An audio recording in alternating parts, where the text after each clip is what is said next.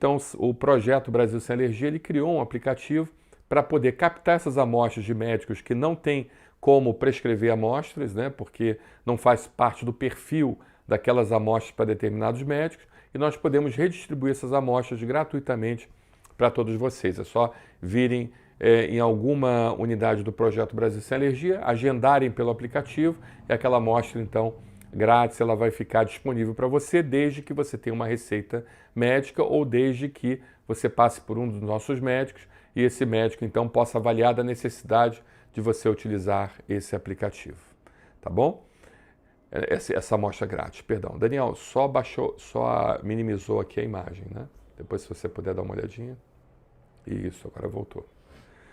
Muito bem, nós temos algumas perguntas de alguns pacientes que já estão enviando perguntas para a gente. Inclusive uma pergunta bem interessante. Doutor, meu filho tem dermatite atópica e vive com a pele irritada. Vi que no caso que o senhor apresentou, o paciente também tinha dermatite. Essa doença de pele tem a ver com alergia alimentar? Então, preste atenção. É muito importante que vocês entendam que a dermatite atópica não é uma doença de um único fator. Ela pode ser provocada por inúmeros fatores. Ela é uma doença, na sua grande maioria das vezes, ou na sua quase totalidade, ela é provocada de forma multifatorial.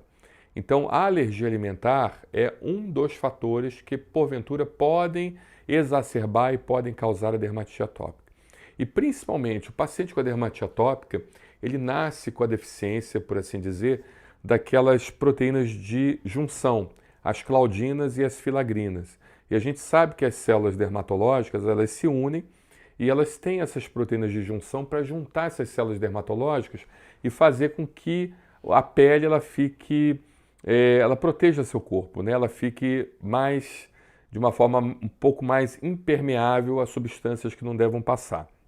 O paciente com dermatite atópica, falando a grosso modo, falando de uma forma que vocês entendam, fica cheio de buracos na pele. E esses buracos, eles são portas de entradas para os alérgenos. Alérgenos alimentares, ácaro, poeira, mofo, pelo de animais, ou seja, inúmeros tipos de alérgenos que, de certa forma, entram nesses buracos e sensibilizam o paciente com dermatite atópica. Então, o dermatite atópica, ele acaba tendo uma sensibilização alimentar, não porque o alimento, ele, por uma outra via, pela via intestinal, causou a dermatite atópica ou causou a piora da dermatite atópica, não.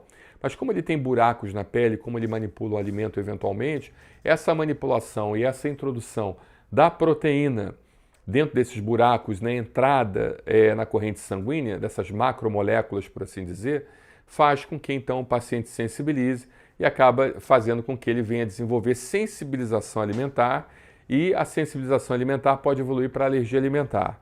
É importante nós deixarmos claro que uma coisa é a sensibilização, outra coisa é a alergia. São duas situações distintas. Nem todo paciente sensível é alérgico. Tá? Então, você pode às vezes ter um teste positivo, um anticorpo IgE específico positivo para o alimento, e aquilo ali não necessariamente indica que o paciente seja alérgico. Tá bom? É importante nós deixarmos claro isso. A alergia ela só pode ser confirmada a partir do momento que o paciente é sensível e que ele venha a desenvolver sintomas de alergia. Então, vou dar um exemplo clássico. Muitos pacientes, de certa forma, eles têm... Acho que houve uma queda aqui na luz, depois se você puder ver, Daniel. Apagou o monitor. Ok. Então, muitos pacientes, por assim dizer, eles têm sensibilidade a alimentos. Um caso clássico é o leite, né?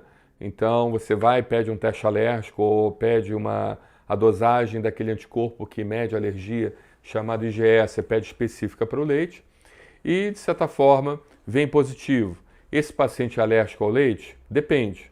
Se ele tomar leite, se ele consumir leite, se ele entrar em contato com leite, ele desenvolver algum tipo de reação, sim, aí ele é sensível ou alérgico.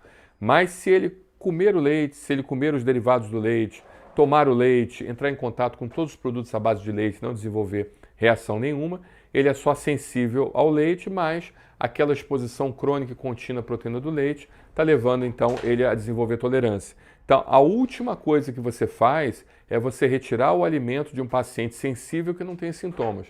Ou seja, vem um teste alérgico altíssimo, uma GE específica para o leite muito alta. E você vai retirar aquele alimento? Não. Você vai manter aquele alimento a partir do momento que ele não tenha sintomas, porque aquela exposição crônica e contínua, diária, àquele alimento, está fazendo com que aquela sensibilidade não se transforme numa alergia. Faz com que aquela exposição de proteínas estabilize a membrana dos mastócitos, estabilize a membrana das células que causam processos alérgicos, faça uma modulação do sistema imunológico, por assim dizer, dos linfócitos e de todas as células responsáveis por processo alérgico e mantenha aquele paciente, por assim dizer, estável, estabilizado, tolerante, tá bom? Então, não necessariamente um paciente com dermatite atópica é um paciente alérgico alimentar, mas é um paciente que tem uma chance muito maior de ter alergia alimentar do que um paciente sem dermatite atópica. Muito bem.